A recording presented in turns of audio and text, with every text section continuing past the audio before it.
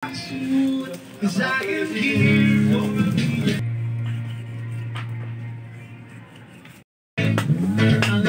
magagalit niya ako kahit So yun mga idol, magandang araw sa inyo. For today's video, wala muna tayo bingwit. Magwawalwal tayo ngayong araw na ito kasama ang tropa. Nagchat nga sa akin si paring Junjun Mama na pinapapunta ako doon dahil birthday niya. At dahil wala akong kasama, isinama ko na yung tropa ko. Pag inumang pag-uusapan, ang ngiti naman talaga. At pagdating pa nga lang namin dito, bumungad na sa akin yung dalawang malaking big head. Pinag-uusapan nga namin kung anong gagawin naming luto dito, kaya napag-isipan ko na iiyaw na lang yung isa at gawin naming kilawin. At dahil ako yung nagdesisyon, ako na yung gagawa ng kilawin. At ito nga pala yung may birthday. Happy birthday sa'yo pre, mabuhay ka hanggat gusto mo. Sinimulan ko na nga ang paglilinis ng isda at baka tirahin pa ng iba to. Kaya stay put ka lang dyan pre, dahil birthday mo, i-enjoy mo yung araw mo. At habang kinakaliskisan ko tong mamali na to, nakikipagmarites pa yung tropa ko. At pagkatapos kong kaliskisan to, hiniwa ko na yung dalawang gilid. Kasarap naman ito, may kasama pang itlog sa loob. At pagkatapos ko nga palang hiwain to, inislice ko na siya na maliliit na katulad nito. Shoutout nga pala kay Kajo. At habang ini-slice ko yung big head, pinatira ko na kay Kuya Bert ang sibuyas, luya at kalamansi. Shoutout sa iyo Kuya Bert. Dahil kung hindi kami magtutulungan, baka gabi na kami magsimula sa inuman. Alam nyo naman kapag inuman, mga nanginginig pa talaga. At eto na nga, tapos na akong gayatin yung big head. Medyo matagal gawin dahil tatanggalin mo pa yung bawat tinik nito. Pagkatapos kong slice yung big head, hinugasan ko siya sa tubig na mainit para matanggal ang lansa nito na nakakapit sa laman.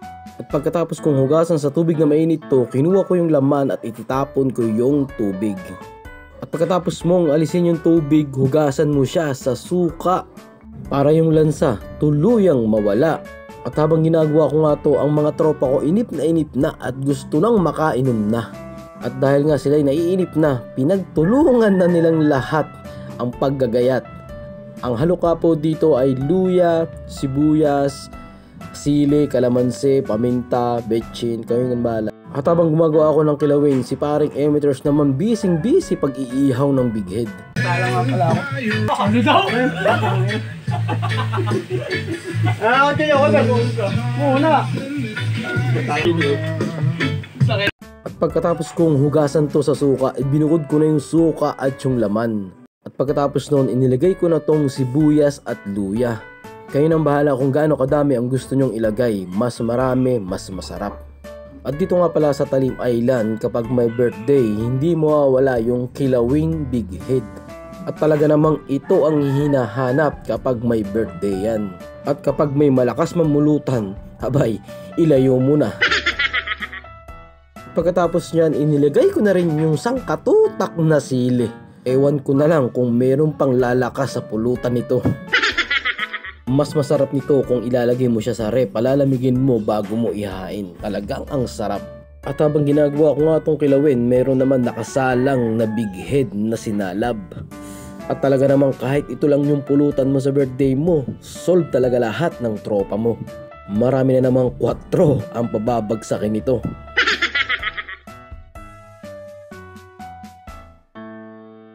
At pagkatapos kong lagyan ng sibuyas, sili at luya, nilagyan ko na rin ng pinigang kalamansi at magic sarap. At pagkatapos inilagay ko na rin yung dinurog na paminta kasama sa pampalasa. Pagkatapos niya, nilagyan ko na rin ng asukal at suka. Hindi ko lang pinakita sa video. At kung gusto mo naman ng special kilawin, lalagyan mo lang yan ng mayonnaise, tapos ng itlog na pula.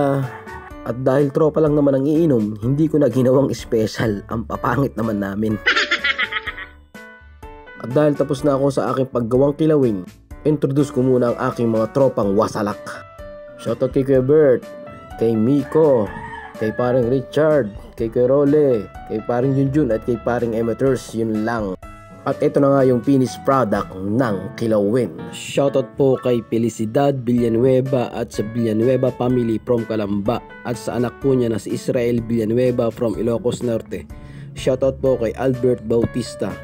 And shoutout po kay Gervasio Sinina at Nene Sinina, at sa Sinina and Volante family galing kay Rapi Akisa from Pangasinan.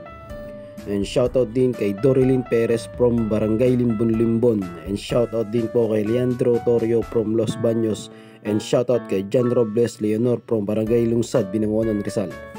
At ito na nga mga tropa, nagsimula ng uminom. Talaga naman makikita mo ang mga sigla at mga ngiti sa kanilang mga labi. Busy pakipagkwentuhan. Paulit-ulit lang naman. Kukwento yung kanyang buhay tapos mamaya aatungal. Ganyan naman ang trope sa una lang masaya. Pero pagkatapos ng lahat, iiwan ka rin yan.